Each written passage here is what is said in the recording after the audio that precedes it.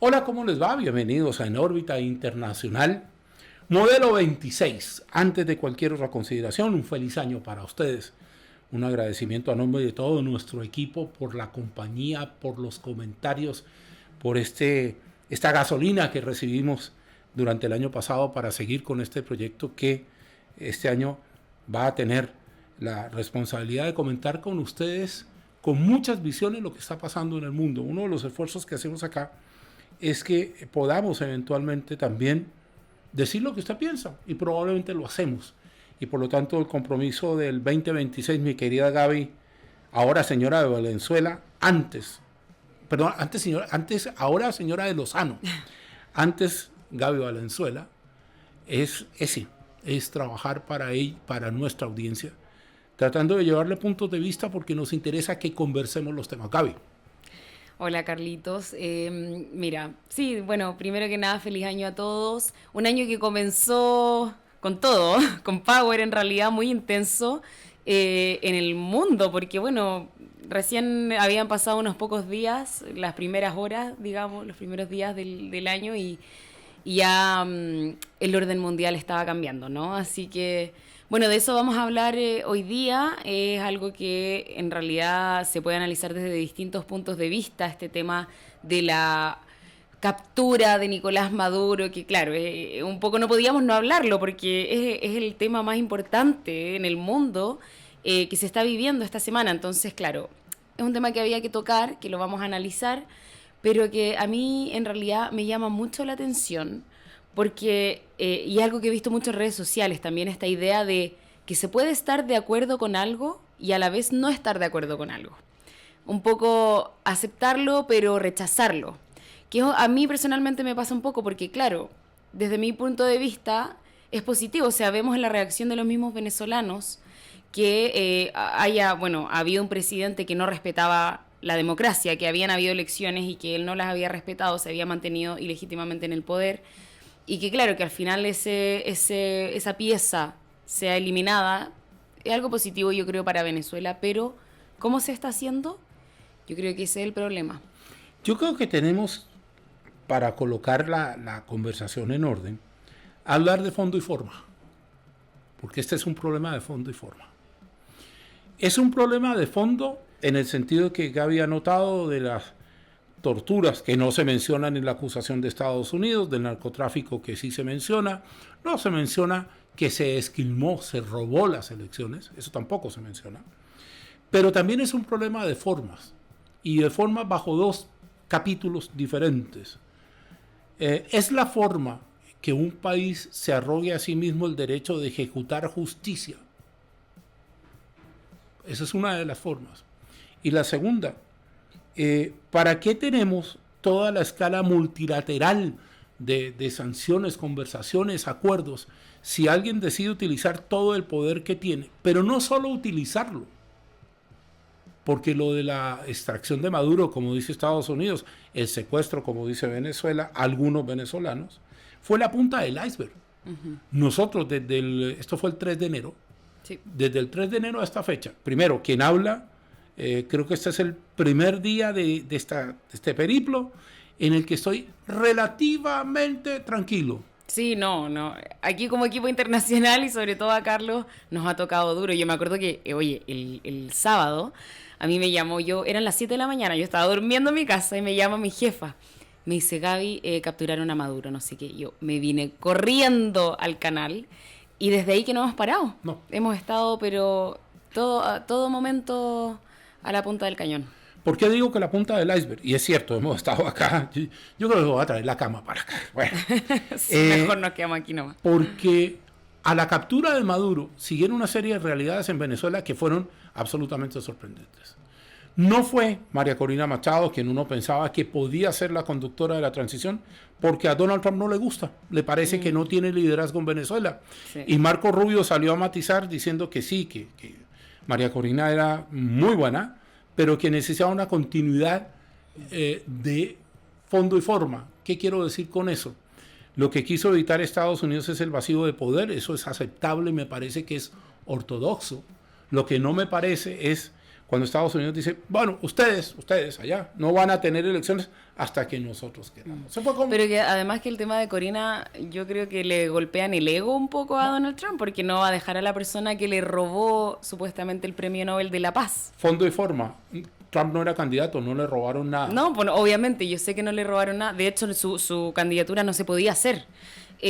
Pero aún así, él sigue diciendo que, de hecho lo ha publicado en su misma red social, en Truth, que es su red social, que claro, que se equivocaron en no darle el Premio Nobel de la Paz a él y que en el fondo, claro, ahora más encima sale María Corina diciendo, no, yo lo comparto con Trump por lo que hizo. Y es que ¿saben cómo se llama eso? Eso se llama situacionismo político. ¿Dónde me acomodo yo para que esta ola, este tsunami no me deje botado a 7.000 kilómetros de distancia? Voy a volver. Entonces, dejan a Delcy Rodríguez a cargo del gobierno. La vicepresidenta. Madurismo 2.0. Yo no estoy acostumbrado a mentirle ni hago relaciones públicas. Pero un madurismo 2.0 bastante simpático. Pero es que ¿sabéis qué me pasa con Delcy Rodríguez? Que claro, en el fondo Delcy Rodríguez era como la mano derecha de Nicolás Maduro, eso estamos de acuerdo, y ella si se queda ahora en el poder, como que en el fondo, ¿para qué sacaron a Maduro si la dejan a ella? Es como lo mismo, ¿no? Pero a mí, y esta es una opinión personal, ya no, aquí no estoy representando a nadie con lo que estoy diciendo, pero tengo mi propia teoría conspirativa de que Delcy Rodríguez, yo creo que tiene que haber negociado la salida de Maduro. Porque justo cuando quitaron a Maduro del poder, ella estaba en Rusia. Y justo ahora ella queda al mando y justo ella es la que ha estado en conversaciones ahora con Estados Unidos y se llaman por teléfono y Estados Unidos dice que ella es sensata, que con ella están avanzando. Me parece raro. Vuelvo, les digo lo del vacío de poder. Lo que Venezuela arriesgaba era lo siguiente. Yo saco a toda la estructura madurista. Diosdado, Padrino López, Jorge Rodríguez, Delcy, los saco. Y pongo al que yo quiera poner. ¿Qué hago con los colectivos y los fanáticos del sector madurista? Porque eso existe.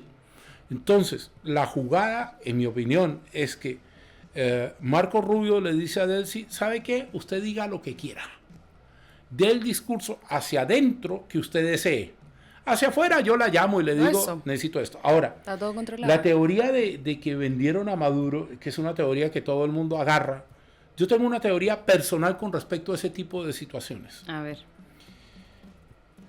Si Estados Unidos quería que Delcy Rodríguez fuera, era con o sin Delcy. No le iban a dar otra oportunidad. Y de hecho, las primeras horas cuando Trump dice, Delcy, ¿sabe qué? Ojo, haga lo que yo le pido, entrégueme lo que le exijo, pues si no le va a pasar lo de Maduro.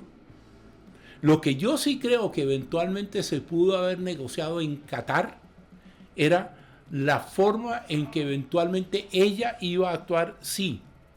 Porque a mí la sensación que me da es que si un soplón o un vendedor fue por debajo de ellos. Con el servicio de inteligencia cubano a cargo, de pasadita, hoy Diosdado Cabello dijo que habían muerto más de 100 personas en el ataque de Estados Unidos. Lo voy a tomar con beneficio de inventario, porque tengo que hacerlo así. Quien sopló o quien ayudó tiene que haber sido un poco más afuera, porque el jefe de contrainteligencia de esa fuerza era cubano y la escolta era cubana. Ahora, curiosamente Delcy, al primero que saca es al jefe de inteligencia militar, lo saca de en medio, y saca al comandante de la Guardia Presidencial, lo saca de en medio. Ahora, la verdad es que quizá lo más insólito de las teorías conspirativas es que podemos discutir 3 días y va a salir una teoría más. Pero es que igual es raro, porque piensa que todo el ataque que hicieron, o sea, el operativo en Caracas con los explosivos y cuando fueron ahí a sacar a Nicolás Maduro y a su señora de su cama, básicamente, en la noche cuando estaban durmiendo, o sea, ¿duró qué? ¿7 minutos? 7 segundos. ¿Segundos? 47 segundos desde que entraron y lo sacaron. O sea, menos de un minuto. Entre que lo sacaron, me parece demasiado raro. O sea, esto tiene que haber estado de alguna u otra forma como prescrito, prearmado, porque no puede ser tan rápido. O sea, no por un par de... Si ellos no estaban en su casa, estaban en una base militar durmiendo. Entonces es muy extraño que los hayan sacado en menos de un minuto. ¿Usted se abre una tesis que yo tengo con respecto a eso? Esta operación se planificó durante meses. Esto no es el resultado operativo de un tipo que llegó, ¡hey, Egon, atacamos mañana! No. Aquí hubo una planificación consciente con labores de inteligencia. Yo le quiero explicar qué significa eso. Bueno, mucha gente cree que inteligencia es pesado. No, sí, eso sí. Inteligencia, a nivel de esto que estoy hablando, significa recopilar todos los datos necesarios para que mi operación sea exitosa en el más breve tiempo posible, que yo no sufra bajas o muy pocas y que no deje una tendarada de fallecidos donde estoy atacando. Entonces, ahí se cumplieron todas menos la última. Claro. Entonces, ¿qué hizo? Si yo agarro, tengo drones, tengo aviones de supervigilancia electrónica, puedo interceptar celulares. Yo lo que creo que hicieron fue un patrón de qué hacía Maduro, dónde se movía, dónde estaba. Probablemente lo del celular puede hacer o no puede hacer, pero algún tipo de comunicaciones tenían. Entonces, cuando viene el ataque y quedan ciegos, porque literalmente quedaron ciegos, y sin electricidad el sistema se fue a pique. Ahora, dejemos eso pasar porque yo creo que el tema que a mí puntualmente no me mortifica, no me preocupa, es que si Estados Unidos le hizo eso a Venezuela, sacó a su presidente ilegítimo, lo que usted era, pero presidente al fin y al cabo, de su país rumbo a Estados Unidos, lo llevó a una corte, un operativo cinematográfico. De hecho, se vio el amanecer reflejado en el helicóptero cuando lo llevaban al tribunal. ¿Qué garantiza que no lo repitan en otra parte? Bueno, esa es la preocupación que ahora tienen todas las organizaciones internacionales, que lo critican. Claro, porque en el fondo, a ver, una cosa para mí es quitar a este líder ilegítimo que casi que le hizo un favor a los venezolanos porque alguien tenía que hacerlo.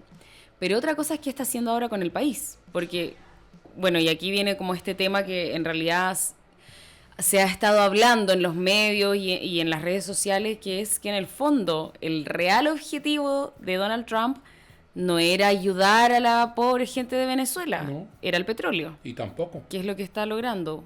¿Por qué tampoco? ¿Por qué tampoco? Porque lo que Trump quiere establecer es lo siguiente. Venezuela para Estados Unidos es importante por el petróleo. ¿Por qué más? Porque consolida el dominio sobre el Caribe. Entonces, desde esa posición, desde bases venezolanas, incluida Puerto Rico, Trump tiene la vigilancia completa del Caribe y estratégicamente era lo que le convenía. Recuerda que cuando Putin le mandó los superbombarderos a Chávez, ¿te acuerdas? Se visita unos aviones que eran gigantescos. Estados Unidos protestó. Ahora, el tema del petróleo sí es el tema que aparece al frente. Pero yo no estoy de acuerdo porque Estados Unidos igual ya tenía bases militares en distintos lados del Caribe. Entonces, claro, le sirve estar en Venezuela, pero no ya estaba, ya tenía presencia. Bueno, ya tenía distintas bases ahí. Te agrego otra más. Le da un golpe resonante a la izquierda. A la izquierda madurista, no a la izquierda. La izquierda, en el mundo la izquierda es otra cosa. Podemos diferir si eso se trata este programa. Entonces, si es que fuera eso cierto del petróleo, todos los hechos, y ahí le voy a dar la derecha a doña Gaby, primera derecha del 2026, es que todo lo que vino confirmó aquello. Pero yo sí quiero decir una cosa. Lo confirmó desde la posición del poderoso y lo confirmó desde la posición de alguien que toma algo que no le es propio.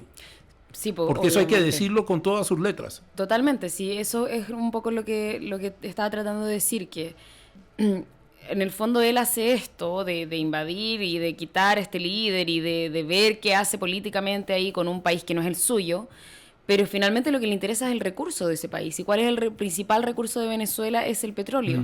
Entonces, a mí me sorprende que Donald Trump lo dice sin ninguna vergüenza y la gente se lo permite y hasta lo apoyan en muchos casos. Dice como si nada, no, este petróleo ahora lo vamos a usar nosotros para nuestras compañías, lo vamos a negociar, estamos llamando inversores de otros países. O sea, él está haciendo del petróleo lo que quiere, lo que le conviene, dijo que lo iba a usar para sus propias industrias, ahora está viendo que venderlo dijo que a un precio razonable a otros países de Occidente. O sea, ¿por qué? Menos a China. De Occidente. Menos a China. Entonces, claro, en el fondo a mí me impresiona que se le está permitiendo, porque una cosa es que, claro, haya hecho este acto político, pero en el fondo eso le da permiso para utilizar el recurso natural de un país a su conveniencia. Le hago una pregunta capciosa. ¿Quién le pone el cascabel al gato? Porque nosotros dos nos podemos sentar a hacer el análisis. ¿Quién enfrenta a Estados Unidos? ¿Quién le teme a Virginia Woolf? Y quiero recoger la tesis con la que la Gaby comenzó el programa, que me parece espectacular, y es que yo estoy en profundo desacuerdo con las acciones de Estados Unidos en Venezuela, cuanto es un ataque a un país soberano y es la usurpación de un recurso que no le es propio, y no favorezco a Maduro. Claro. Eso lo digo para que lo tenga la gente clara, porque parece que aquí hay una división fabricada por ciertas narrativas, en que si tú no estás de acuerdo con Trump, estás contra Trump. No, señor. Uno puede no estar de acuerdo y ejecuta la libertad de pensamiento. Eso es lo que nos caracteriza en este programa. Claro. Y no tenemos, o por lo menos yo no he recibido ninguna llamada de mi celular de alguien que me diga, usted tiene que hablar mal o bien de nadie. Yo me siento acá con la independencia absoluta. Claro. Ni la Gaby sabe lo que yo voy a decir. Eso es verdad. Nunca, a veces me sorprende. Nunca, espero que nunca jamás en mi vida le he dicho a un jefe qué voy a decir. Claro, me han llamado y me han dicho te equivocaste y yo tendré que reconocer que me equivoqué un par de veces. Pero el fondo para ir contigo, Gaby, es que nos están vendiendo una cosa que tiene pinta de épica y no tiene épica. Sí. Porque lo que está detrás de eso puede cambiar toda, no solo la geopolítica continental, puede cambiar todo el escenario del mundo. Sí. Ahora lo que sí, yo veo obviamente muchas redes sociales y escucho a muchos venezolanos que hacen videos y se graban y dan su opinión. Y venezolanos que están en Venezuela, por si acaso. Y dicen, bueno, pero si, claro, todos ahora están alegando que Donald Trump nos quiere robar el petróleo, pero Maduro ya nos robaba el petróleo. Entonces al final prefiero que nos roben el petróleo y que seamos libres antes de que nos estén robando el petróleo nuestro propio gobierno y un gobierno que finalmente actuaba como un régimen, con desaparecidos, con muerte, con presos políticos. ¿Me puedes explicar libertad? Claro, es que ahí... Porque me quedó la duda. En el fondo, claro, ellos... A ver, yo no puedo decir lo que sienten ellos, sí, ¿ya? Claro. Porque, claro, para mí yo que lo veo desde afuera... Claro, no es libertad, sino que cambia el amo. Cambia el amo, pero en el fondo eso lo podemos decir nosotros que vivimos en Chile, en un país democrático, libre, porque claro, para ellos en el fondo es diferente como que le cambie el amo a que vivir en una dictadura. Yo le voy a decir una cosa, en la época de los esclavos, a los esclavos se les ponían esposas, grilletes, y les ponían una cosa aquí en el cuello. Está documentado eso, no estoy inventando yo. Cuando uno miraba los mercados esclavistas, esto es puro cansancio, en Estados Unidos uno veía a los esclavos con grilletes y esposas, y eventualmente con esta cosa del cuello, y con la cadena los arrastraban. Que yo le saque a usted la fijación del cuello, y le saque una esposa, y le quite un grillete, no significa que usted no está encadenado. Perdón, es que además no era mi intención como dejarte con esa posición de... No, yo lo que creo que lo que uno tiene que pensar es lo siguiente. La libertad ¿es plena o no es libertad? Si yo lo que tengo en Venezuela es una presidenta que por un lado le habla a su país de una forma y por otro a Washington se le arrodilla, diría lo mismo que estoy diciendo y lo he dicho del señor Putin.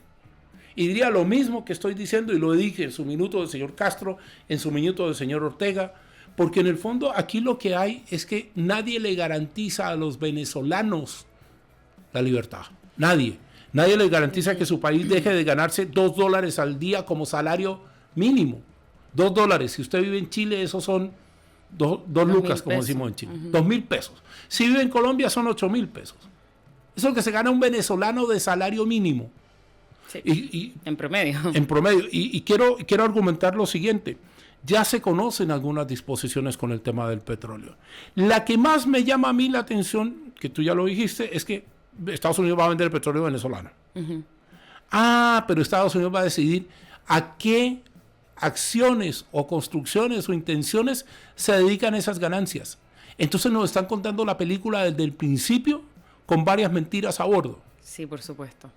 Bueno, pero es que en todo caso él no lo esconde. De hecho, ahora algo que a mí me preocupa, que quizás sale un poco del tema, pero esto lo hizo con Venezuela y ahora Donald Trump está insistiendo mucho en que ahora quiere ir a adquirir Groenlandia, que es esta isla en el Ártico, que es de soberanía danesa. Es una nación, tiene su propio gobierno, pero es de soberanía de Dinamarca. Y en el fondo a mí me preocupa, porque yo me acuerdo que desde que entró Trump al poder, yo estuve cubriendo esta noticia de que claro, Trump llega y quiere el canal de Panamá y quiere cambiar el nombre del Golfo de México por Golfo de América y quiere adquirir Groenlandia. Y nosotros como que lo cubríamos como, ya, o al menos el reporteo que yo hacía era que todos los países decían como, ¿qué le pasa? O sea, él dice esto, llega no con puedo este decir la discurso, palabra que se dice en inglés. y en el fondo como, ¿qué es lo que realmente quiere? O sea, nos está amenazando, pero son amenazas. Y ahora vemos que varias de sus amenazas han sido efectivas. Las tarifas, la disminución, por ejemplo, de las vacunas en Estados Unidos. La salida de varios organismos la salida de la internacionales. OMS, bueno, de varias organizaciones internacionales.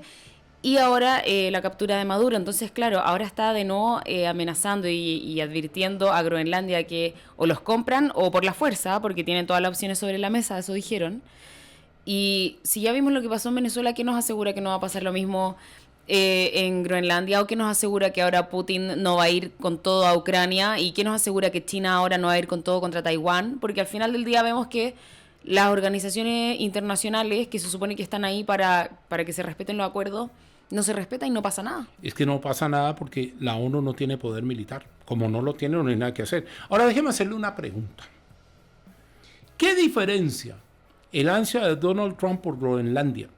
Que entre otras cosas hay una comisión del gobierno de Trump trabajando en cuál es el precio que se puede pagar por Groenlandia, mientras Dinamarca, Europa y los propios groenlandeses le dicen, nosotros no estamos a la venta. ¿Qué diferencia eso del ataque de Putin contra Ucrania? Digo, porque me sale que no puedo evitar la pregunta. O sea, en nombre de la libertad, yo puedo utilizar todo el poder para que esa libertad sea como yo la quiero y no como es realmente. ¿Qué le digo al señor por ejemplo, el señor de Taiwán? Día Xi Jinping dice, ok, este es el día. De hecho, me lo preguntaron hoy en el programa. Yo contesté que dependía de qué tan dispuesto estaba Trump a defender Taiwán. Sí. Ya, ok. Entonces aparece Xi Jinping y dice, ok, hoy es el día. Y se toma Taiwán. Y Putin se toma la mitad de Ucrania.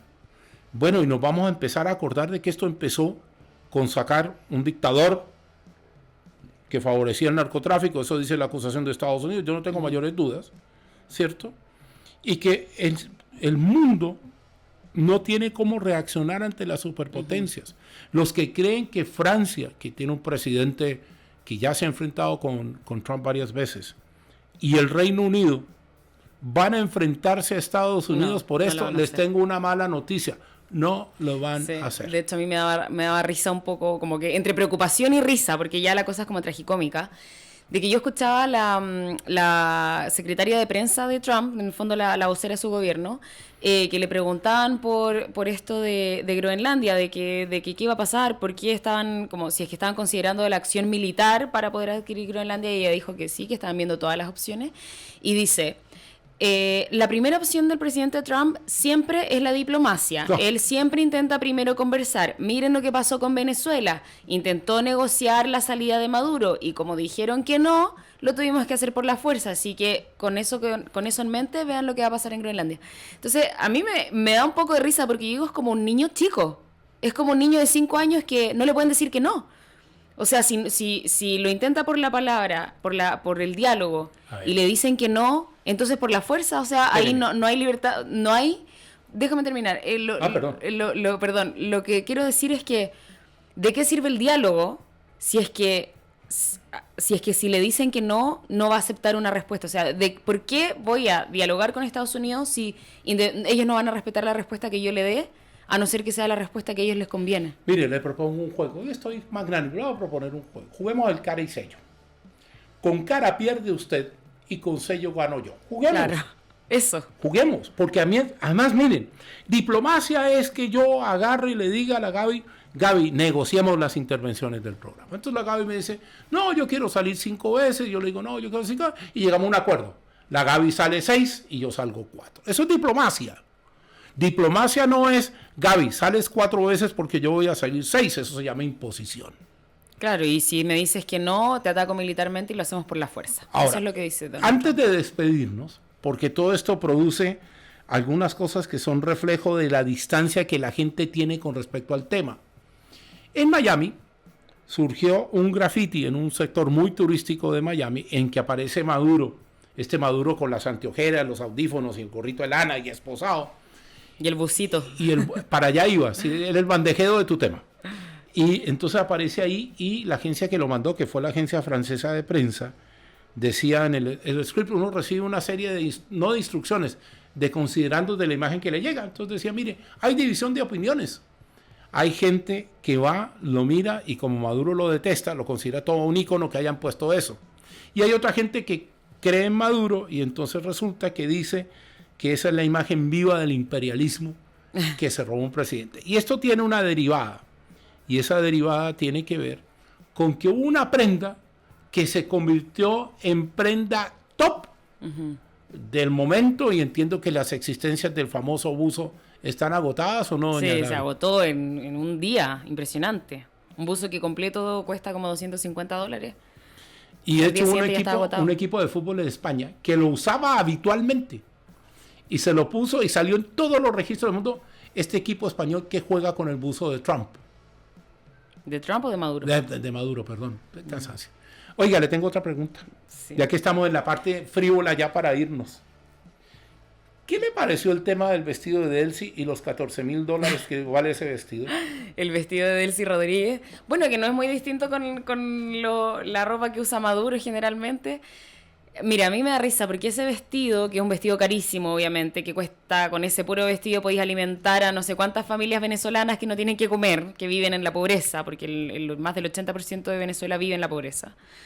Me parece insólito, obviamente, pero además, o sea, no creo que deberíamos enfocarnos solo en ella. Es algo que Maduro ha estado haciendo desde ese tiempo. O sea, hace muy poco me acuerdo que también me tocó dar la noticia de que Maduro había aparecido con unas zapatillas, no me acuerdo qué marca, carísima, costaban más de $1.000.000, más de $1.000. Y lo mismo ahora, o sea, el buzo, de repente el otro día también estaba viendo un video de él, que estaba con un reloj también que se lo saca después, carísimo, y que por ahí Jorge Rodríguez le dice como, oye, cuidado, como esconde el reloj, y ahí él como que empieza a hacer así. Pero es insólito, o sea que en el fondo los líderes, ahí uno se da cuenta de que hay plata en Venezuela. Pero ¿sabe qué es lo curioso? Solo que ¿quién la tiene? Yo voy a decir una cosa que a mí me parece curiosa de todo esto. Primero, rechazo de la forma más categórica que un líder de cualquier parte del mundo se ponga un traje que valga chorrocientas mil veces más que el salario mínimo del país. Dejemos eso claro. Pero a mí me parece curioso que nosotros no criticamos a personajes del lado, digamos, del lado pro Estados Unidos, que utilizan ese traje y trajes más caros, ese reloj y relojes más caros. Sí. Hay un tema aquí que no es tema de este programa, lo haremos en el próximo quizá, de que esto también reflejó hasta cierto grado la hipocresía de algunas formas políticas que manejamos, ¿no? Ya, para cerrar, ¿cuál es el vestido más caro que usted tiene en su atelier? Mi vestido de novia. Ya. Vestido de novia.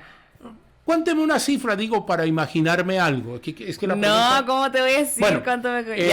el vestido de la Gaby vale X miles o X lo que fuera. Yo el traje más caro que tengo creo que cuesta como 300,000 pesos de acá. Y el día que compré ese traje me dio una vergüenza, y cada vez que me lo pongo me da vergüenza. Digo, ya, pero igual los trajes son caros. Ya, pero espérame un poquito, ¿a dónde quiero llegar? No nos fijemos en eso anecdótico, el buzo, las zapatillas y los relojes, porque el mundo se está moviendo a una velocidad tal que vamos a terminar hablando de lo anecdótico y no de lo profundo. No, pero es que igual, o sea, es anecdótico lo del buzo, pero el fenómeno que provocó es lo que a mí me impacta, no que él haya tenido puesto un buzo de $250. Eso se lo creo, si no, no me sorprende. Pero el fenómeno mundial que provocó, o sea, que se agotaran países de todo el mundo, y además que, ojo ahí, que no me parece, esta otra teoría conspirativa que tengo. A ver. Tampoco me parece casualidad que lo haya tenido puesto y que en esa foto, que era como la primera foto que veíamos del detenido, haya salido justo la marca Nike, que es una marca estadounidense, y no cualquier otra marca, como por ejemplo Adidas, que es alemana. Porque probablemente quien lo capturó... Ya, ¿saben qué? Hora de despedirnos. Se las dejo ahí, piénsenlo. Porque no me parece casualidad. Está bien. Solo lo digo. La voz que usted escuchó es Gabriela Valenzuela de Lozano. Yo me llamo Carlos Zárate. Hoy nos manejó la parte técnica nuestro amigo Egon, y a nuestro editor en cabecera, don Tomás Pardo, que está, no sé si de días libres o vacaciones. Le mandamos un abrazo muy profundo. 2026 comenzó y comenzó con todo.